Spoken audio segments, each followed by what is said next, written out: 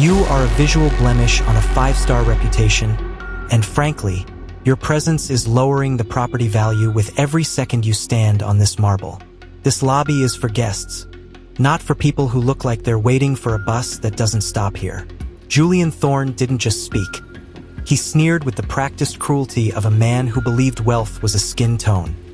He stood in the center of the classic grand lobby of the St. Regis Imperial, an environment of suffocating opulence. Gold-leafed columns, hand-carved mahogany check-in desks, and a massive, tiered crystal chandelier that cast a harsh, unforgiving light on anyone Julian deemed unworthy. Julian, the head of guest relations, adjusted his silk tie, his hands free of any modern distractions, staring with pure disdain at the woman standing near the concierge. The woman was Amara Sterling, a woman with deeply pigmented mahogany skin and a quiet authority that made the gilded room feel small. She was dressed in a tailored ivory wool coat over a silk slip dress, new outfit. "I have a reservation for the presidential suite," Amara said, her voice a low, melodic resonance that vibrated through the high-ceilinged room. "Under the name Sterling, I suggest you check your system again. The only Sterling I know is the silver I have polished daily," Julian interrupted, his voice rising in a calculated escalation of disdain. "Look at you. Look at this lobby. We don't host ambitious tourists who stumble in off the street hoping for a photo op. You are a loiterer in an ivory coat. Security, clear this error from my sight before the Real guests arrive." The lobby didn't fall silent. It filled with the sharp, jagged laughter of the surrounding elite. A man in a bespoke pinstripe suit leaned against a marble pillar, smirking at Amara with clinical, high-society disdain. "Honestly, Julian," the man laughed, swirling a crystal glass of aged scotch, "she's very committed to the role. Presidential suite. Maybe she's the new maid for the morning shift? Someone should tell her that the St. Regis is for the architects of the world, not the help pretending to be the owners." The woman beside him joined in, pointing a manicured finger at Amara's ivory coat. "I'll give her $50 to go carry my luggage to the curb. She looks like she's built for the labor, anyway. Go on, Julian.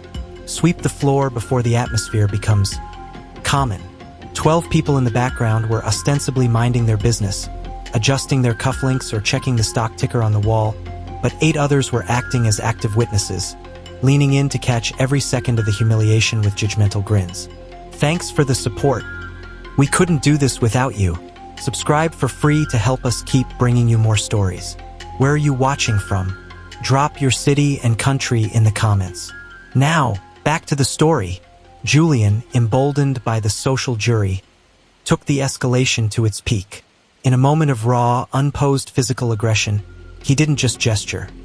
He grabbed Amara's shoulder and forcibly shoved her toward the revolving gold doors, the ivory wool of her coat bunching under his grip. "I said out," Julian hissed, his face twisted in a mask of vicious mockery. "Police, remove this intruder from the premises immediately." The laughter in the lobby was a physical weight. Amara didn't cry. She didn't scream. She slowly stood her ground, smoothing the ivory wool of her coat, her eyes meeting Julian's with a coldness that caused the lobby's warmth to vanish. "You've spent your life thinking a title behind a mahogany desk makes you the master of this house," Amara whispered, the coldness in her tone causing the witnesses' laughter to die instantly. "But you forgot that a house is just a liability, and I am the one who holds the deed. You didn't just shove a guest, Julian. You just assaulted the woman who purchased this entire hotel group an hour ago. I am Amara Sterling, and as of this second, I've decided to demolish your future." The air in the St. Regis lobby didn't just turn cold. It became surgical. Julian Thorne's hand, still resting on Amara's shoulder from the shove, began to tremble as if he were touching a live wire. He tried to pull it back, but his muscles seemed to have locked in a state of structural panic. The massive, tiered crystal chandelier above hummed, its light reflecting off the ivory marble floors and the frozen, terrified faces of the 8 witnesses. "Amara, Sterling." Julian's voice was no longer a sneer. It was a pathetic, high-pitched croak. The Sterling Global Chair? There must be a misunderstanding with the The guest list. There is no misunderstanding, Julian, Amara whispered, her melodic resonance filling every corner of the silent lobby. There is only a revelation. You see this mahogany desk? You see these gold-leafed columns? An hour ago, they were the pride of a dying dynasty. Now, they are line items on my personal balance sheet. From the shadows of the grand staircase, a man in a sharp black suit emerged, Theodore Vane, the hotel group's global director. He was sprinting, his face pale, clutching a leather-bound folder. He didn't even acknowledge Julian. He stopped 3 feet from Amara and bowed so low his forehead nearly touched his knees. "Madam Chairwoman," Theodore gasped, "we were prepared for your arrival at the private entrance. I apologize for this catastrophic breach of protocol." The silence in the lobby was now absolute. The man in the bespoke pinstripe suit, the one who had called Amara the maid, suddenly dropped his crystal glass. It shattered on the marble, the sound like a gunshot in the hushed room. He tried to step backward, but his legs felt like lead. The woman who had offered $50 for Amara to carry her luggage was now clawing at her own throat, her face turning a deep, humiliated crimson. "Theodore," Amara said, her eyes never leaving Julian's.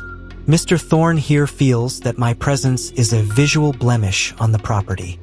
He felt so strongly about it that he decided to physically assist me toward the exit." He did what? Theodore turned toward Julian, his expression shifting from terror to a murderous glare. "I want the erasure protocol enacted," Amara continued, her voice cold and steady. "Starting with Julian. I want his employment contract terminated for gross moral turpitude, effective 30 seconds ago. Forfeit his bonuses. Liquidate his stock options to pay for the professional cleaning of this lobby, since he's so concerned about blemishes. And Julian, I'm calling the district attorney. That shove was captured on 3 high-definition security feeds. You won't just be out of a job. You'll be in a cell." "Please, Madam Sterling."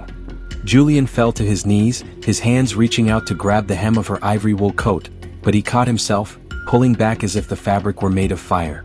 "I have a family. I've been here 15 years. And in 15 years, you learned how to polish silver but never how to respect the person who buys it," Amara replied with total disdain. She then turned her gaze toward the 8 witnesses. "And as for the architects in the audience, Theodore, identify every person who laughed. I want their corporate accounts flagged. Any firm currently leasing space in a Sterling-owned skyscraper has 24 hours to issue a formal apology and a 7-figure donation to the Sterling Foundation, or their leases are terminated under the reputational damage clause. Start with the man in the pinstripe suit. His firm is on the 40th floor of my London tower. Tell him to start packing."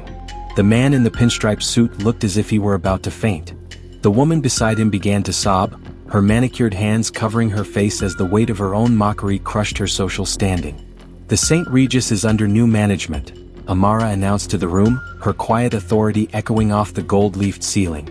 "And in my house the only blemish is a bully. Security, remove this trash from my lobby. Use the service entrance."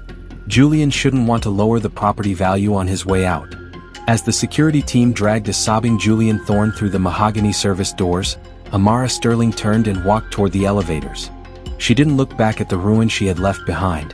She had ended their careers in public and the justice debt was finally paid in full.